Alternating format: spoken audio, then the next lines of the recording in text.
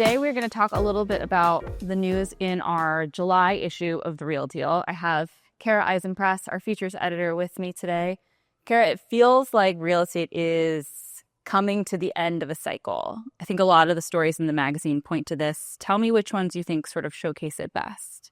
So Catherine Kalergis in South Florida did a story about Miami's condo market. And we've been covering, obviously, the ups of the market and then started to look at some of the cracks in it at the beginning of last year, actually. And this piece gets a lot deeper into kind of the mixed messages that we're seeing in this market. So on the one hand, you have older buildings, you have resales, and there's definitely some slowdown there. Some of it is coming from regulation around these older condos and safety, but there's also just less demand. And I think you start to see that in single-family homes as well.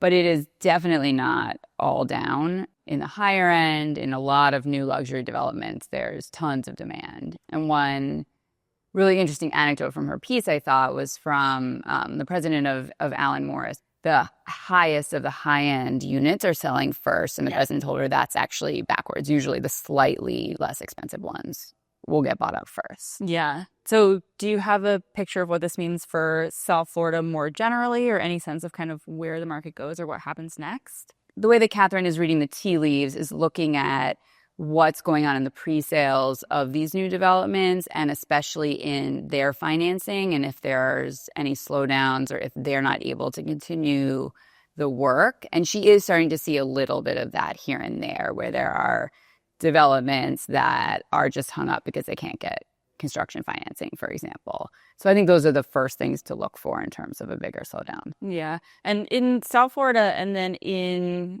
cities across the nation, you also looked at sort of the shifting office centers and commercial centers, the downtowns. So tell me a little bit about some of the new downtowns or business areas that you started to identify.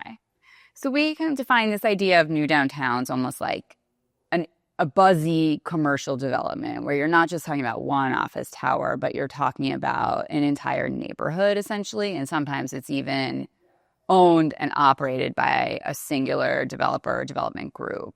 And as office tenants are trying to get their workers back in the office, this started to become a lot more important to the tenants to be able to say, like, this isn't just a nice office space you're getting, but you're getting the whole package. You get a concert at night and your choice of places to have lunch during the day. We covered Santana Row and Mission Rock. Santana Row is in San Jose and Mission Rock is in San Francisco. And these are both like one development group, and they're really trying to think of everything. They bring in like the trendy retailers and the buzzy restaurants. And those seem to be really like making an impact in terms of recruiting companies out of traditional downtown. In the rest of the country, the story was often a little different. You had like a little more of an organic neighborhood sometimes, not just one development group, but there were very clear areas like Fulton Market in Chicago where companies are signing leases, leaving the loop to do that. Yeah. And here in New York, we have Hudson Yards, which is right across the street from us here in our offices. But Hudson Yards is also, something that's been in progress for a long time. It's not exactly new now, but still new-ish and really attracting higher-end tenants. Yeah, I mean, one of the insights that a reporter here in New York found was that Hudson Yards is becoming like realer. So when it first opened, there was criticism in the press about the fact that it felt really like a manufactured neighborhood. Yeah. But it sounds like there's been some listening and some change, and you now have, pharmacies or a place you could casually grab a beer, a little bit more sort of amenities for, your rank and file office worker. Going from the hyper-local level of cities up to the national one, we've been looking a lot at how federal policy is influencing the industry in a lot of different ways.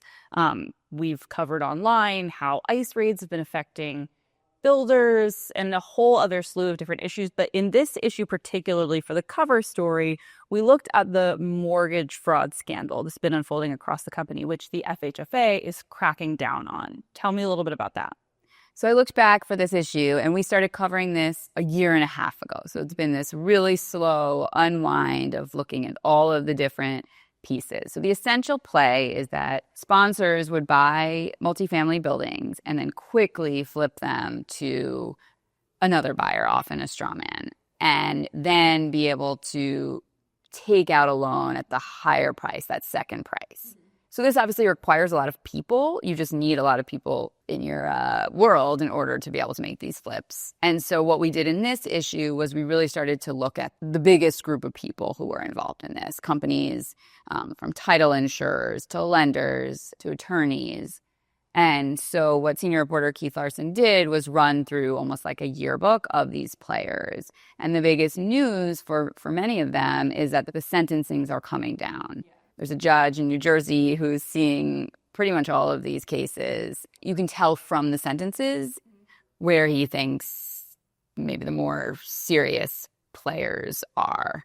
I think it's important to note that it's not just one group of players. You know, there's a lot of people, unfortunately, doing multifamily mortgage fraud from a couple of different backgrounds. Yeah, it was interesting to me reading that article, seeing, you know, some of these players who are getting prison sentences.